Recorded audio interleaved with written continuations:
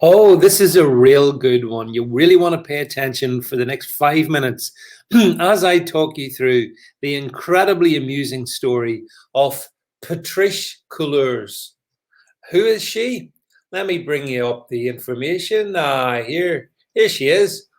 Um, Patrice Couleurs, Black Lives Matter co-founder, resigns. Oh no, she's resigned. She's been driven out by white supremacists. It's awful. Yes, the BBC breathlessly reports that the BLM co-founder says she's resigning from its foundation, but not because of what she called right-wing attempts to discredit her. Oh no, Patrice, it wasn't right-wing attempts that discredited you. It was you that discredited you. Here she is saying that today is going to be her last day at the foundation, which she has led fearlessly for nearly 6 years. Her finances came under a certain scrutiny. That's a very polite way of putting it last month, after it was reported she owned 4 homes. BLM started as a hashtag in 2013 and has since become a global Marxist. Well, probably that's not the right word, actually. A global black supremacist movement. I think it's probably reasonable to say that. Grifting for all it's worth. Meanwhile, Ms. Couleurs has said she would step down from BLM to focus on her forthcoming second book, An Abolitionist's Handbook, and a TV deal with Warner Brothers highlighting black stories. Gosh, I guess, though, that TV deal and book, would there be profit in those things? I guess there might be. Why else would she do it?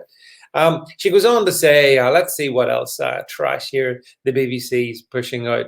She says, she told AP, the AP news agency, her resignation had been planned for more than a year and was not related in any way to claims that she'd misused donations to acquire her property portfolio. There's no evidence to suggest this. She says. These were right-wing attacks. The white supremacists had tried to discredit my character, and I won't operate off what the right thinks about me.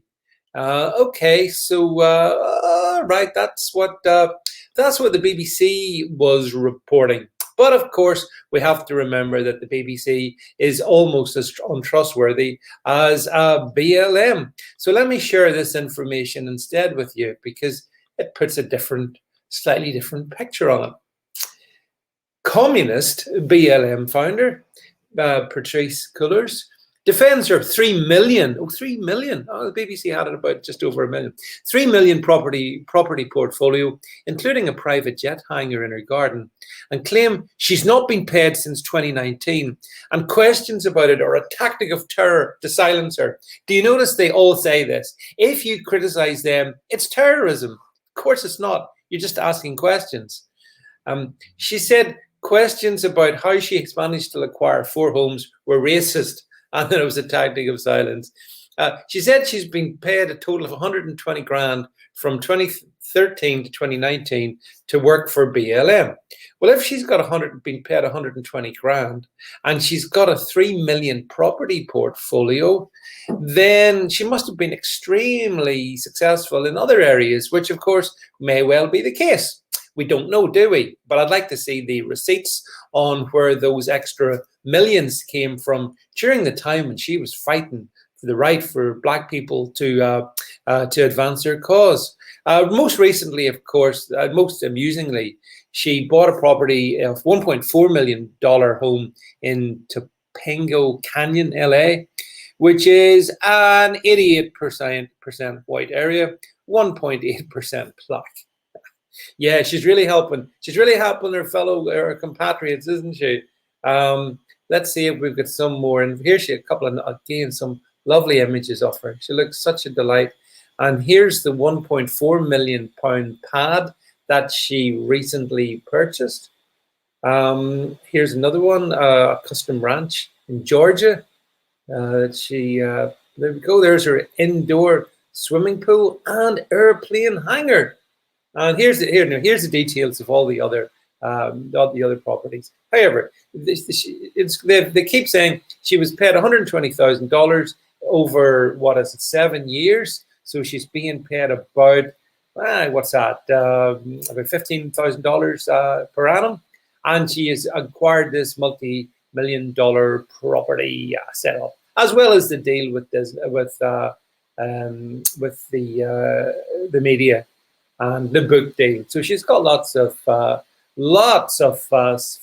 lovely capitalist money flying in, which is something, of course, which does appeal to communists. They love capitalism. Strange that, isn't it? Even as they bitch about it and seek to destroy it, they milk it for all it is worth. So here we have anyway, BLM founder. She's bailed.